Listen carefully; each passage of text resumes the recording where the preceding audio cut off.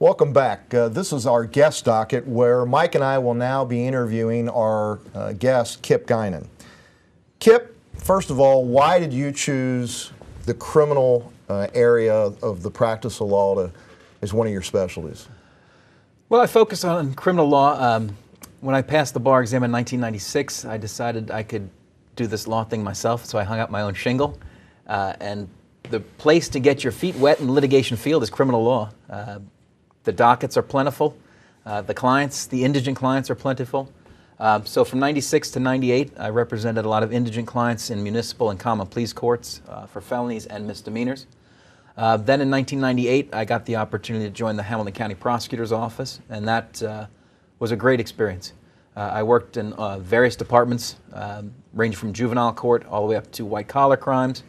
I also got into common pleas litigation, prosecuting murders, rapes, serious felonies here in Hamilton County. Unfortunately, it didn't pay all that great, so I left that practice when we were having our third child in 1998, and I've been doing 2008, and I've been doing criminal defense ever since. So you've been both sides of the practice now, on the defense attorney and also on the prosecutor side. So that kind of helps you, I would expect, in the long run when you represent someone in a criminal matter. Yeah, I've got experience, as you said, on both sides, and not only knowing the strategies from both a prosecutor's perspective and a defendant's perspective, but I also know the police officers involved, and I know the prosecutors that I've worked alongside, or I help show them the ropes a little bit, and I think that's important in building a strong relationship interpersonally as well in the criminal justice system. Okay. You know, Kip, every single media story that you see these days terms the opiate problem as an epidemic. Do you think the media is overstating the current problems? I believe they overstate the weather in this town much more than they do the opiate problem. As I said earlier, I would say at least 50% of my cases have some relation to this type of problem. It goes across any socioeconomic pattern here in our society. It hits the rich, it hits the poor, it hits the educated, the non-educated. I've represented college students who thought it would be fun to try a little bit of heroin. They both overdosed and were actually brought back to life by paramedics, but then they were charged with felony possession charges, and now you have two college students who have felony possessions on their record. So you're saying you not only see the possession or the trafficking, but you see a relationship to other charges? Oh, certainly. Thefts, robberies. I know one of the stories the media covered a couple months ago was the letter that President Ono from University of Cincinnati sent to the Hamilton County Courthouse to the judges. Clifton area is ripe for drug abuse, and that goes hand in hand with the robberies you read about. You can't turn on the TV these days without seeing some type of robbery, some type of shooting, and I think you can draw a direct correlation to substance abuse issues. Either people trying to get money to get their fix, if you will, drug dealers fighting for turf so they can peddle these substances, and people just struggling to live on a daily basis. So it's kind of a snowball effect on not only the legal system, but the healthcare system, the Social Security system, the welfare system. I would assume that all of those are going to start seeing more and more people seeking services or benefits from those agencies because of the heroin epidemic. That's a great point, Darrell. I mean, not only do you have the court system involved, I've had situations where a parent will bring a young child to court with them.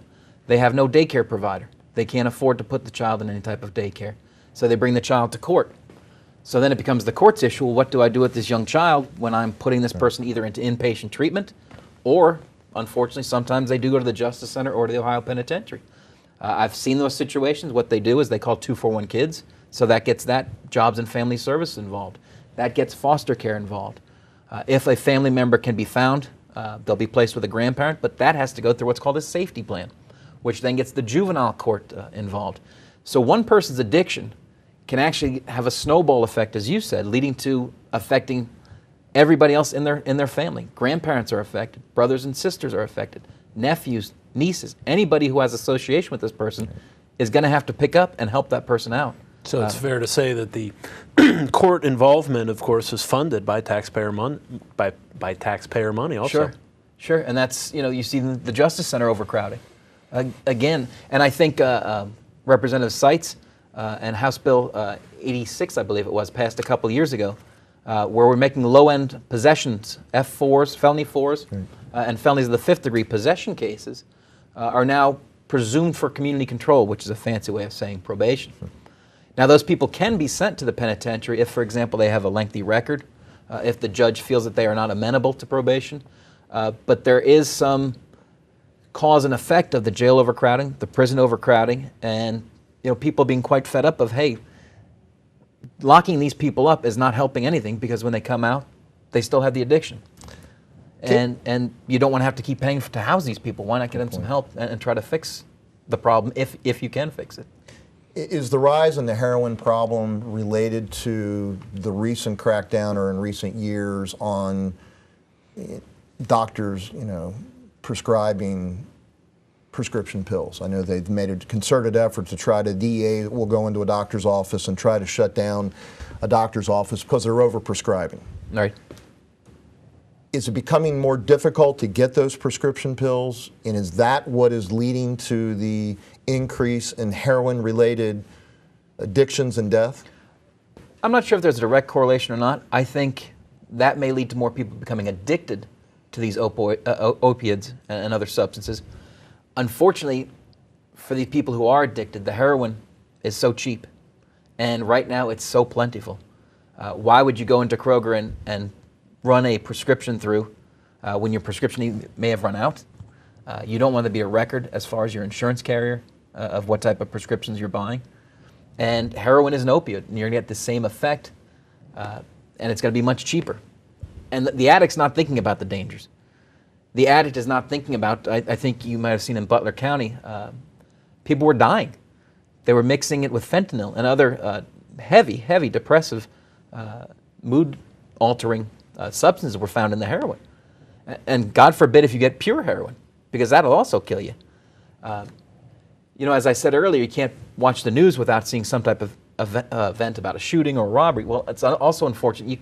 I think it's just about an everyday occurrence. You pick up a paper or get online or check our local media, and there's always a report of someone overdosing. And I don't think I can go with simply the easy fix of, hey, it's the prescription pills problem. Let's address it through, as you said, through the pill reporting with the hospitals and medical providers. I think in order to be effective, we've just got to be able to find some way to treat the addict on the street level, be it fighting tougher rules as far as trafficking in drugs, maybe better treatment options, but again, who pays for all of that? Do you think there's a particular socioeconomic group that is more susceptible to heroin abuse? No, I really don't. I think this drug is so powerful, and I think it's so rampant right now. It's on college campuses, it's on high school campuses, and God forbid, I also think it's on middle school campuses, and who's to say where it's going to stop spreading?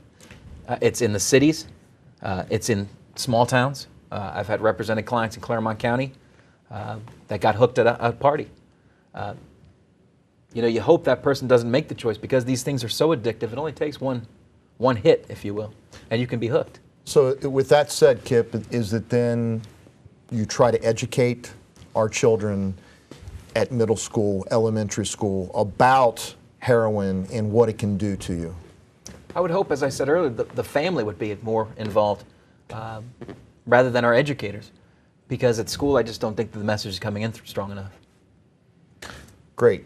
Kip, thank you very much. You've provided some phenomenal information here that I think everyone can use. Stay tuned. We'll be right back. Thank you.